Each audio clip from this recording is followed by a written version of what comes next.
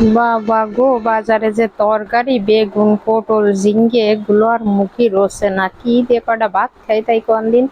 তো রান্না করা শুরু করে দিলাম গরুর গোস্ত না হলে মাঝে মাঝে মনে হয় যেন আগাই বন্ধ হয়ে যাবে। আসসালামু আলাইকুম, সবাই কিরাম আছেন? আমি তো ভালো আছি। তো গরুর গোস্ত রান্নার আগে আমি সব সময় একটা কাজ করে থাই, এই যে আড়ি ভর্তি করে গরম পানি করে নিই। এক কড়াই করে গরম পানি নিছি, আর এই ধান সমস্ত মাল মশলা জেনে যা লাগে সব রেডি করে নিয়ে পানি দিয়ে একটু ভিজেই তুইছি। পানি দিয়ে একটু ভিজেই তুলি কি হয় কোন দিন তাড়াতাড়ি নিফিস হয়ে যায়, ব্লেন্ডারে দেওয়ার সাথে এমনি একদম ঘেঁচা গ্যাস নিফিস হয়ে যায়।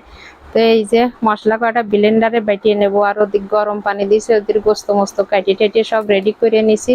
তো এই যে চুলোয় কড়াই দিলাম, তেল গরম হয়ে গেছে। তো পেঁয়াজ কুচি দিয়ে দিলাম, পেঁয়াজ একটু বাটিয়েও দিছি একটু কুচোয়েও দিছি। তো কি কতিলাম, ওই যে প্রথমে ওই যে আটের যে কি তরকারি, বেগুন পটল ঝিঙ্গে আর কি ডাঁটা পুঁই শাক, কিচ্ছু আর অত খাতি ভাল লাগে না, কত খাবো কোয়ান। তো মাঝে মাঝে যে গরম পড়তেছে গরুর গোস্ত খালি তো পায়খানা করতে গেলে খবর হয়ে যায়, তা কি আর করব, খাতিতে হবে, না খেয়ে তো আর থাকা যাবে না। তো এই যে মশলা পাতি কষাই নিয়ে মাংস ধুয়ে ফেলে তুলে দিলি, দেখেন পানি পানি হয়ে গেছে, গোস্ত দিয়ে পানি উঠেছে। তো আবার ডাইয়ে দিলাম, ডাইয়ে দিয়ে গোস্ত এই পানি দিয়ে কষাই নেব। আগে প্রথম পানি দিয়ে তেল দিয়ে একদম ভালো করে কষাই নেব, তারপর ওই যে গরম পানি দিছি না, গরম পানি দিয়ে সিদ্ধেরে আবার আরেকবার কষাই নেব। আর এই যে আলু কাটিছি, রসুন কাটিছি, আবার একটু সুইজাল কাটিয়ে নেব। আমাকে খুলনার তো বিখ্যাত সুইজালের গরুর গোস্ত। তো আমার আগে বাড়ি মেলা সুই গাছ ছিল, তা আল্লাহর কি রহমত কি গজবটা জানি নে, সুই গাছগুলো আমার কিরম পোড়া পোড়া রোগ লাগিয়ে সব মানে মরে গেল। তারপর আর ফিরে লাগাচ্ছি আর হচ্ছে না। এই জন্য বাজারেতে সুইজাল কিনে নিয়ে আসতে হয়, মাঝে মাঝে ঘরে থায় তো দেয়া হয়, মাঝে মাঝে থায় না তো দেয়া হয় না। তো দিলি তো গোস্তে সেইরাম স্বাদ হয় আর স্বাদটা বাড়ে গরুর গোস্তে সুইজাল দিলি। তো যাই হোক, একদম তেলে কষাই টষাই নিয়ে একবার গরম পানি দিয়ে আবার কষাবো, কারণ আপনারা তো সবাই জানেন গরুর গোস্ত সিদ্ধ হতে একটু সময় লাগে বেশি। আজকে বেশি গোস্ত না, 1 কেজিরও একটু কম ছিল, তো সেইটুকুনি রান্না করতেছি, কি আর করা কন। তো এই যে আলুর সাথে সুইজাল ঠাল সব কাটিয়ে নিছি, এখন এইগুলো দিয়ে কষাই টষাই পানি টানি দিয়ে রান্না করব। আর কত খাতে ইচ্ছা হয় বাগুন পটল ঝিঙ্গে, একবার আর বেশি 2 বার খাতে ইচ্ছা হয়। লাউ কদু মিষ্টি কদু কিচ্ছু খাতে আসছে আমার একটা ভালো লাগে না। তো বাজা পোড়া এটা ওটা খাচ্ছি, কোনো রকমে দিন চলতেছে, গরমে চালাই তো নিয়ে যেতে হবে তাই না। তো এই যে সব কিছু কাটিয়ে ধুয়ে গুছাই রেডি করে নিছি, এই যে দিয়ে দিলাম। আমি আবার একটু ঝোল ঝোল থাকতে দিয়ে আলুটা এইবার আবার কষাইয়ে আলু, তারপর যে রসুন টসুন একদম কষাইয়ে ভাজা ভাজা করে ফেলবানি। এইভাবে একটু জলের সাথে আলুটা দিলে আমার মনে হয় আলুটাও গোস্তের সাথে সমান ভাবে কষানো হয়ে যায়। খাবো যাও না আলু গোস্ত তো ভালো, এর সৎ সৎ লাগাই তাই খাই। এই আলুটা প্রায় 50% সিদ্ধ হয়ে যাবেন এই কষাতে কষাতে। তো আমার কাছে এইরকমের একটু আলুটা আগে ভাগে দিয়ে ভাজা ভাজা এর গোস্তের সাথে কষাই নিলে আমার মনে হয় গোস্ত তুই আলু খাই।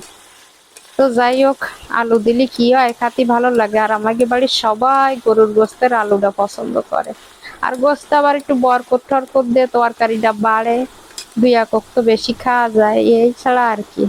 তো দিলাম সব কিছু দিয়ে দেন ভাজা ভাজা রে কষাই নিবানি, গোস্ত কষাতে কষাতে একদম বেজে ফেলাই দিবানি, সাথে আলু রসুন চুই সব কষাই নিয়ে যাচ্ছে। রাঁধতে হবে যদি তো একটু ভালো স্বাদ লাগাই, তো রাঁধতে হবে, খাতে গেলে একটু ভালো খাইতে হবে না। এই যে দেখেন কি সুন্দর এর কষাই টষাই ফেলাই দিলাম, একদম তেল ছাড়িয়ে দিয়ে সপ সপ সপ সপ করতেছে। আর এই গোস্তের আওয়াজটা শুনতে যে কি ভালো কায়দা লাগে, ফাইন কায়দা লাগে। আর এই ছোটকালে এই যখন এরাম গোস্ত কষাই তো আমার মা চুলোর পিঠে বসে থাকতাম, কখন একখান কষাই নিয়ে গোস্ত দেবে তাই খাওয়ার জন্যে। এখন নিজে রান্ধি নিজে সপ্তাহ করি, কিন্তু কোনো সময় পরানে চায় না যে দেই একখান কষাই নিয়ে গোস্ত খাই। সেই ছোটকালে অভ্যাস আমার নেই, বড় হলে মনে হয় মানুষ এইরাম হয়ে যায়।